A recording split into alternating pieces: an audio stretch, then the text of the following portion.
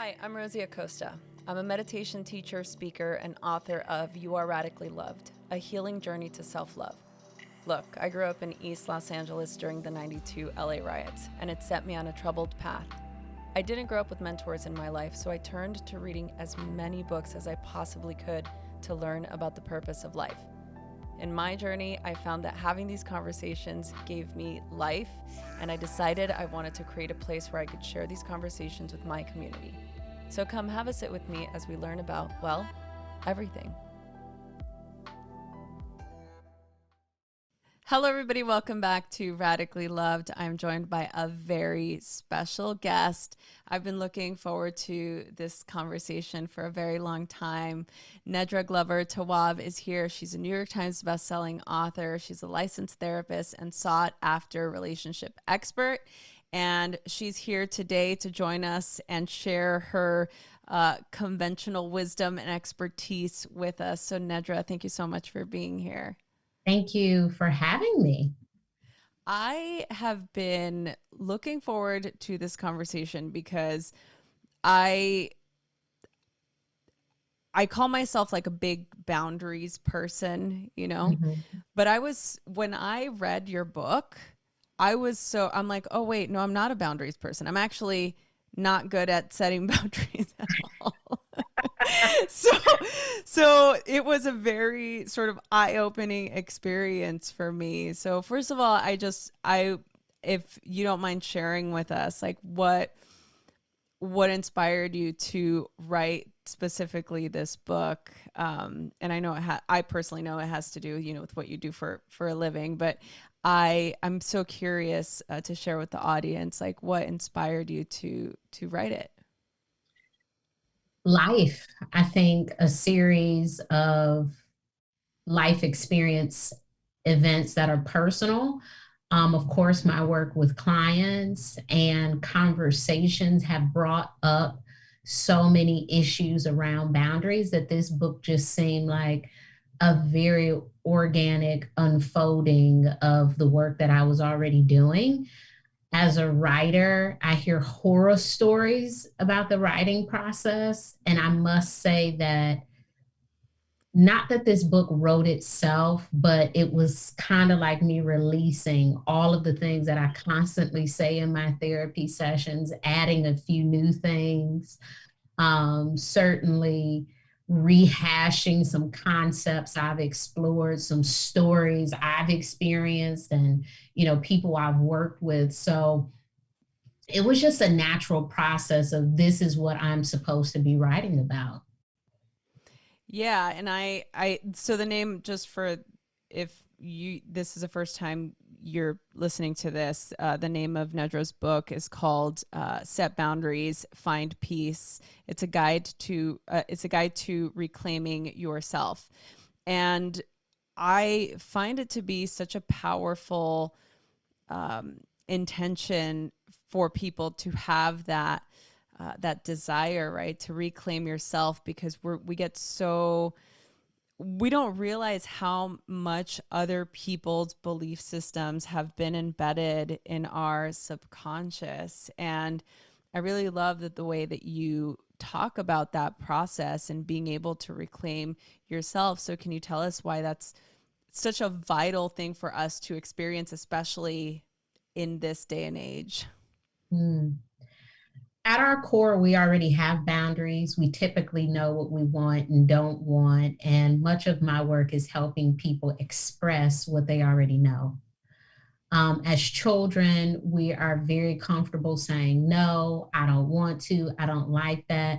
And adults and other things in the world sort of talk us out of what we're saying we want, what our expectations, our preferences are. They're saying, no, no, no, no, you should do this thing. Just this week, I honored my daughter's boundary. She doesn't like this coat that I have for her for some reason. It's just big, puffy. She's like, ah.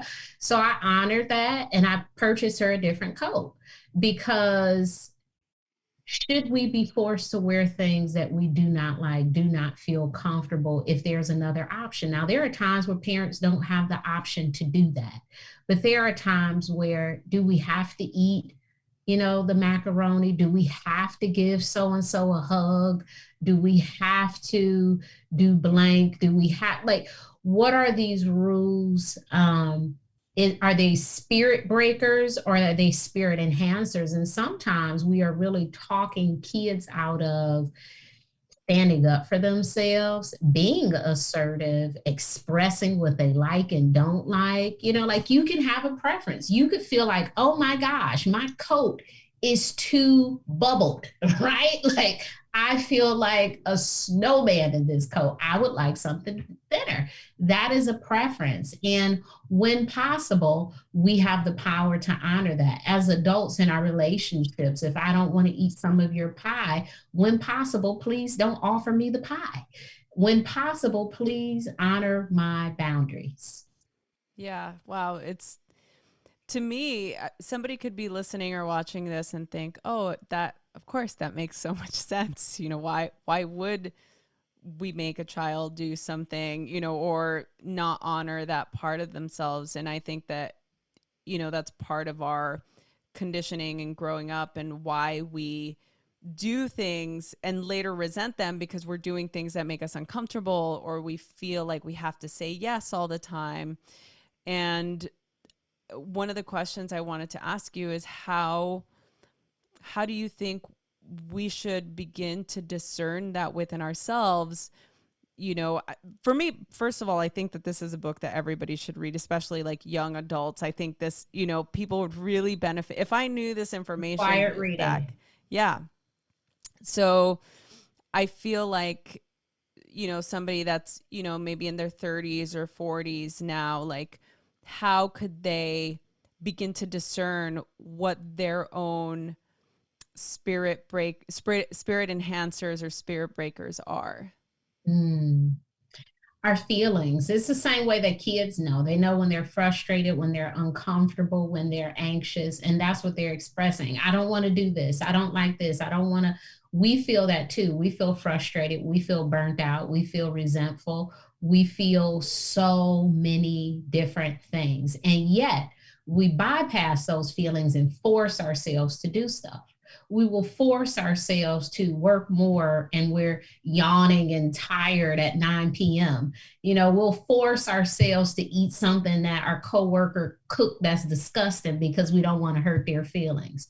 We will force ourselves to give our friends, once again, advice on the same situation we tired of hearing. We will force ourselves. We bypass any discomfort we have by force. Now, you talk about willpower. The way we force ourselves to do things is the real willpower. And here we are, we can't stop smoking. We can't stop all this other stuff. But every day we willpower our ways through discomfort, doing things that we don't even want to do. Thank you for saying that. I'm only going to ask like my personal questions now, like my own personal issues, with regard to social media, because that's my hardest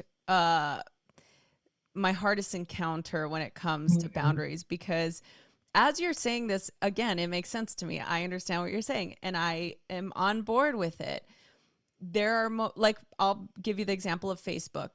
There's nothing about me going on Facebook that feels good to me. It physiologically irks me. I don't like going on there. It triggers me. Going on there to post or to respond, I just, in my body, if I were to delete it and never see it again, I would be totally fine. I wouldn't have to see Facebook ever again in my entire life. So, but the problem, I don't want to say the problem, but I know obviously I have a business and I have, a large community on there that I don't interact with because everybody knows that I don't like being on there. But it does feel like, oh, but I have to do this. This is part of what I have to do. I have to be on social media. So how do I reconcile that?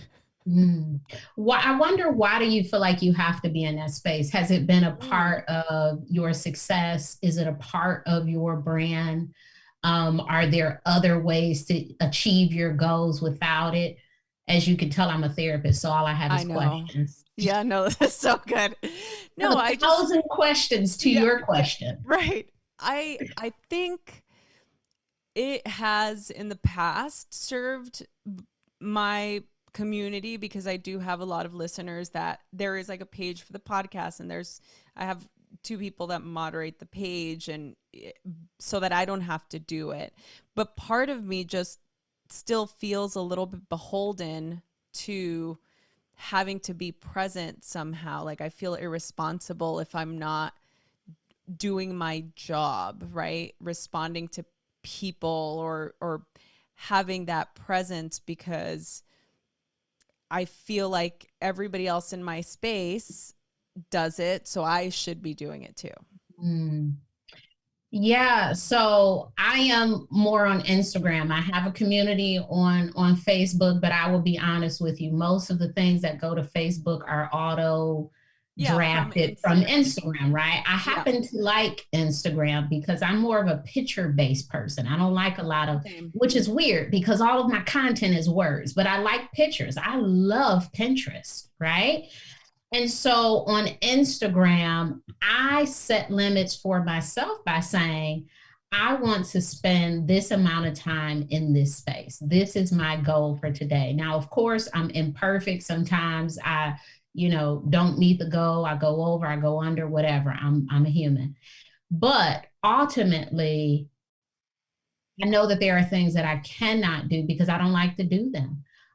There are things that time won't permit me to do, such as, extensive commenting, responding to, certain length DMs and this sort of thing, that those are not spaces where I can always commit my time. There are times when I can and times when I cannot. But I actually don't mind doing most of the work. Now, with Facebook, I will say that it is really important, especially if that's where your community is, to figure out what you do like to do. Maybe you don't like to comment. Perhaps you like to do, lives more, or you like to use their audio room feature, or there are other ways to engage. And that's what I do. I do a lot of polling, live, all of that sort of stuff. So I hope people don't feel like they're not missing out by me not responding to the comments or me not responding to this other thing, because I saw your question, and guess what I did? I created a whole piece of content based on what you said, based on you saying, how do I get my brother to stop blank, blank, blank? Oh, 5 ways to get people to stop asking you questions you don't want to hear. And that is for the person who DM'd me asking me this question. But if I have 10 questions like that, guess what?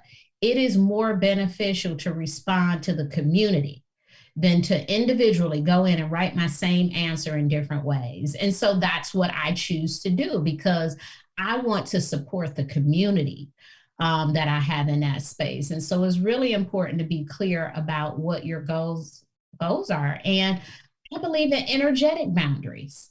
There are places where our energy is telling us like, no, no, no, no. And we bypass it. We're like, no, no, I have to do this. I have to go to this thing. I have to invite this person over. And as you're doing it, you are just draining. You're like, why am I doing this? What am I doing? Why am I here? And we have to honor our energetic boundaries. And that energetic boundary is telling us, no, you don't like this. Stop. Why are you doing this? What other ways can we complete the mission without us doing the works, particularly on social media? Yeah. If you don't like it, can we get a social media manager? Is there someone in place who can help you, someone who can mimic your voice in that space, so you're not having to engage in a space where you don't want to? So it's about, there are things that we like and things that we do not like, and it is okay to honor both. Yeah. Oh, I love that. That's really great. Thank you so much. One of the other things I wanted to ask you about was with regard to the vernacular we use in order to lovingly set a boundary with people that are, um, I call them energy vampires, or like, people that really just like to plug into your energy. Mm-hmm. I was hoping that you would share some ways that we could, I mean, right now that was really great what you said. It's, oh, this question, instead of answering it directly, I created a piece of content, you know, like the way that you articulated that was really, I felt like good. And that made me, I'm like, I could do that. That feels good. I can absolutely get on board with that. But when it comes to people that are energy vampires, what are some great ways to, you know, like talk to people in your life that are those people so that they don't feel, you know, you don't add to their feeling bad? With people who deplete you, you have to determine how often, for what duration, and what you want to talk about. Those are the three ways to handle people who deplete your energy. I used to have a relationship with someone, and everything I said they disagreed with. Oh my gosh, it's so cool outside today. It's warm to me. It's like, okay. You know, everything was a thing. It's like, all right. And so it got to the point where the conversation was me listening. How was your day? What do you have going on? And what are you doing after that? I didn't even want to contribute anymore because I don't want to keep having these little tips about weather and restaurants and I'm just checking in. Okay, bye. You know, you can determine you can determine what the conversation is. Oftentimes, we keep arguing with the person. We've argued with them for 42 years. Every time I talk to them, we argue. Oh gosh, you didn't learn from last year. You didn't learn from the year before, last month, yesterday. Um, how can you protect your energy? How can you speak to people less frequently? I am often surprised by the amount of people we speak to daily on the way to work, after we have a big life event, and we're like, oh, this person is terrible to talk to. But we pick up the phone and we call them. Yeah. To deplete Yeah. us. We're calling them to deplete us. Why are we doing this? Can you imagine such a thing? Calling somebody to deplete you. Well, I don't. So here's the thing. We get into patterns in our relationship, be it with our parents, siblings, friends, coworkers, whoever, and we just let the cycle go. We just let the pattern continue instead of saying, whoa, that didn't feel good. Let me try something else. When we find that something doesn't feel good, try something different. You don't have to keep making the same nasty dish. Use some different seasonings. Mix it up. You know, do something different with your chicken. If things aren't working, don't keep going with it. Try something even a tad bit different, a little less of this, a little more of that. We have to mix it up. Don't allow it to just be this. This is how it is. What can I do?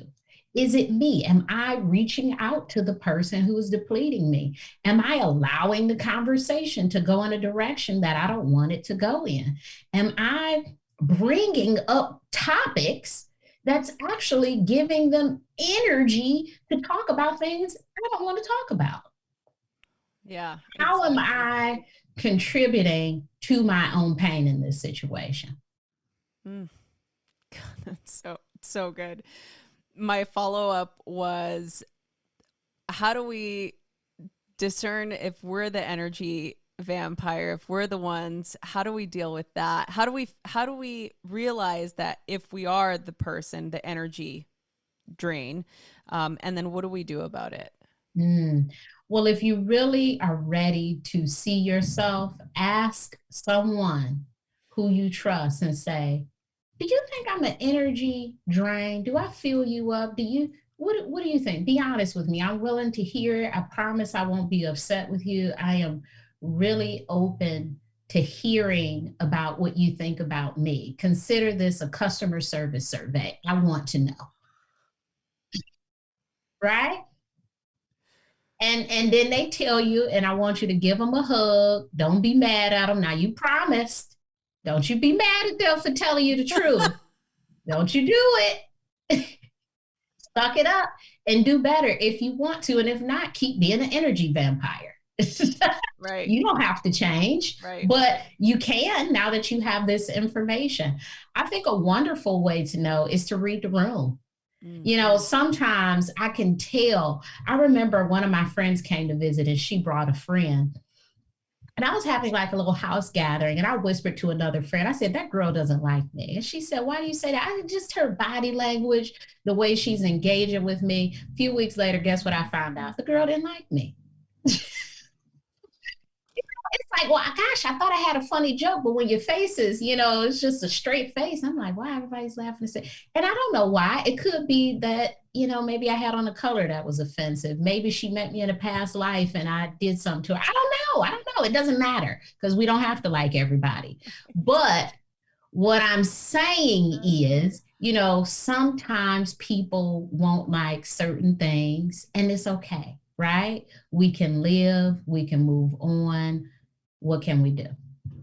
Yeah, no, I love that you're giving us an opportunity to examine that part of ourselves because it's so easy for us to point out everybody else's flaws or issues or to be the person that doesn't say anything, but I think it's rare for us to actually examine if we are the person doing that, if we're the drain, if we're the person getting easily, you know, triggered or whatever, you know.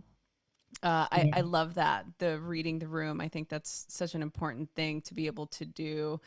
It's such a great practice too in mindfulness because part of teaching for me going into a space, you know, back when we used to be able to teach live people like in person, I would do that. You know, I have to go in and read the room and just feel into how people are receiving what I'm saying. And I find that, yeah, there's my people pleaser side. Of course, I want everybody to like me, right? I want people to have a good time, to enjoy the content that I put out. Um, but at the same time, I try to practice that non-attachment, to not be so concerned about whether somebody likes me or not, and just say, yeah, it would, they maybe this person's just having a bad day, or maybe they're just not interested in me, and that's okay. You know, you can't be all things to all people. I understand that. Mm. Um, so I truly care about some people liking me and other people, I really don't care if they like me or not. There are people in my lives I am trying to impress. I want, my kids, oh, I want them to like me. I'm like, oh, was that exciting for you? Like, I want them to like me. My husband, I want him to like me. My friends, I want them to like me. Now, if some stranger walked down the street and they, had on an outfit I didn't like and they said to me, oh, I don't like your shirt, I wouldn't care. that's Not trying true. to impress you. So it depends on who it is.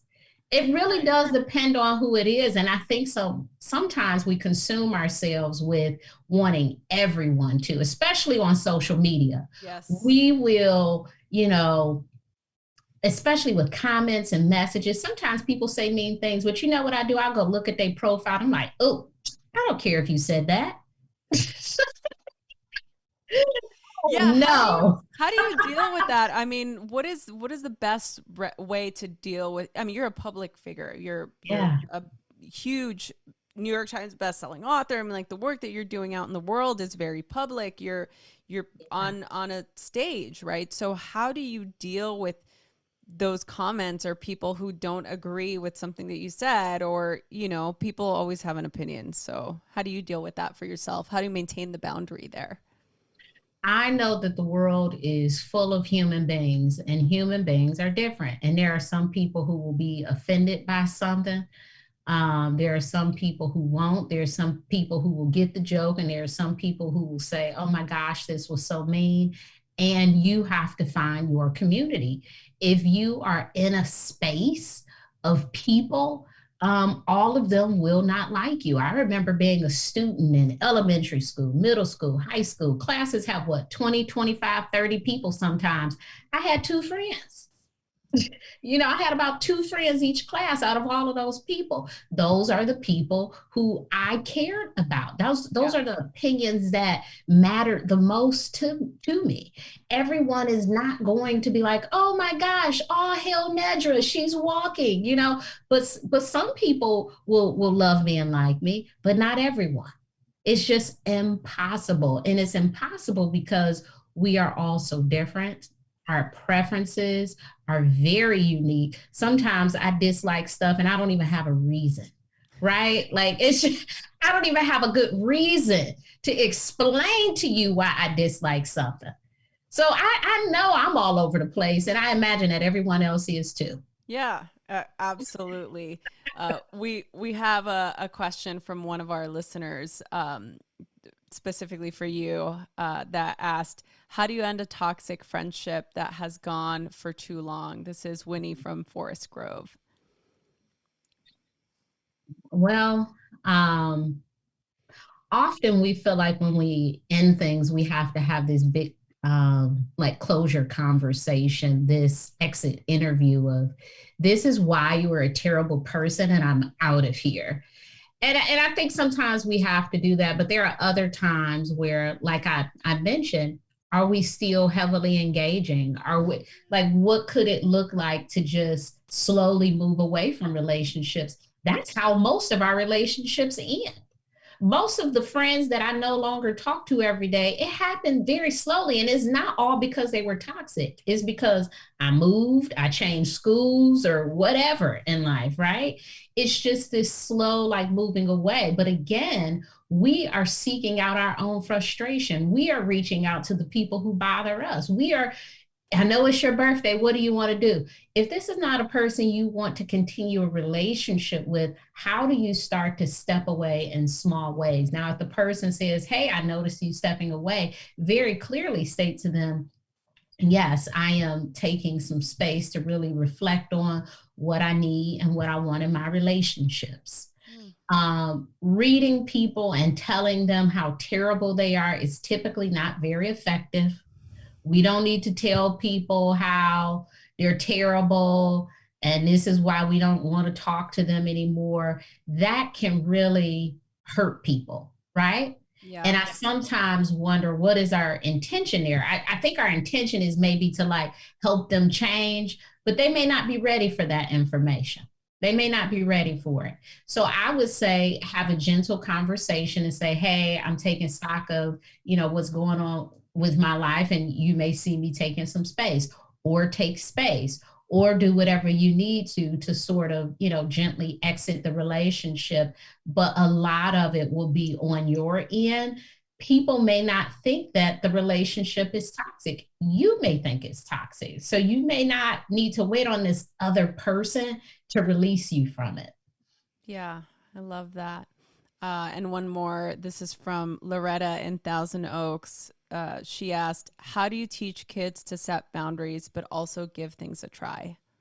Mm, it sounds like a food or sports thing, right? Well, I'll tell you something. When I was a kid, I hated macaroni and cheese. I thought it was disgusting. Guess what I love as an adult? Macaroni and cheese. A lot of times with food preferences, kids just have terrible palates. They do. You could take them to the best restaurant in the world and they want chicken fingers and French fries. You cannot take that personal. There will be years where they can, start to eat vegetables, start to eat, more of a variety of foods. But as they are younger, things are weird. They don't even have all their teeth yet. When you think about really what's happening with a kid and we're expecting them to have these like wonderful broccoli feels funny. It feels funny to me as an adult. So just thinking about perhaps other than the food not tasting well, could there be something else going on? Could there be some textural issue? Possibly. We don't know, and kids likely cannot articulate that. So give them the ability to kind of shape what their food preferences are, continue to introduce it, and absolutely sneak it in. I'd love to put a little broccoli and a little cheese, but just sneak it on in there, do the veggie noodles. They'll never know, right? And as they get older, continue to introduce those things. And it's the same thing with sports. It's the same thing with experiences. Allow them to have those preferences and continue to expose them. Oh, that's so good. This is, I've learned so much just in this conversation, and it really has inspired me to reflect. And I feel like that's what your book and your workbook, for people watching the video, Nedra also has a workbook that goes with Set Boundaries and Find Peace. And I highly recommend anybody that enjoyed this conversation to get both of these and really start to ask yourself those questions. And there's some journaling prompts in there. I mean, there's so many tools to incorporate into your own life to really begin to dig in to see what your own personal boundaries are and what is important for you. So, Nedra, I just want to thank you so much for doing this, for having a conversation with us. For people that are listening to this or watching the video on YouTube, where can people go for more information or if they want to connect with you? Yes, I am most present on Instagram at Nedra Tawwab. You heard her talk about Facebook, so I am not most present there. Uh, I am most present on Instagram, so please follow me there. I have a website where you can find my books and free worksheets and quizzes and all sorts of things. Awesome. And we will we'll put those links in the show notes. So if you're listening to this wherever you get your podcasts, if you hit the info button, all of those links will be there, including where to buy the book. Also, if you're watching this on YouTube, you can go to the description below and those links will be there as well. So before I let you go, I have one final question. I ask all of my guests. I was going to say all of my friends. I'm like, that too. But I ask everybody this question, and it has to do with why we started this podcast and why I do what I do. And I really do believe that there is a force that radically loves us, that there's a reason why we are on the path that we're on, that we are radically loved and supported by God, universe, source, whatever higher power of your understanding. The universe works for us and not against us. And so the final question to you is, how do you feel radically loved? Mm.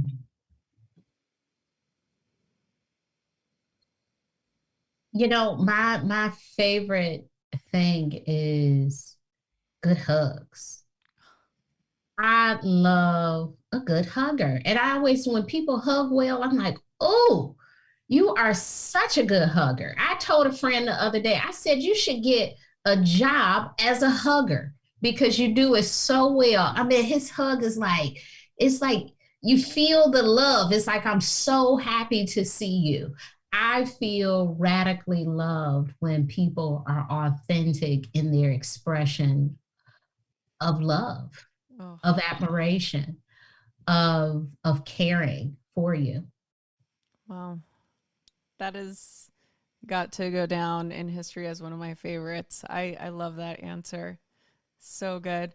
Nedra, thank you so much for spending some time with us. And thank you, everybody who is listening and who's watching this.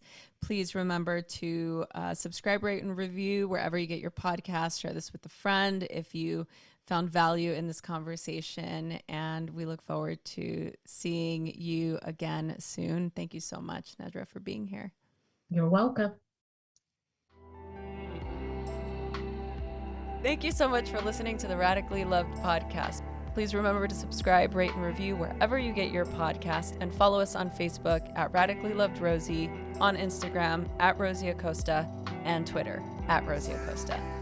By the way, this is original music by DJ Taz Rashid. You can follow DJ Taz on Spotify and check out the best music for yoga and meditation. This has been a Mod Pod Studio production. Check them out at www.modpodstudio.com.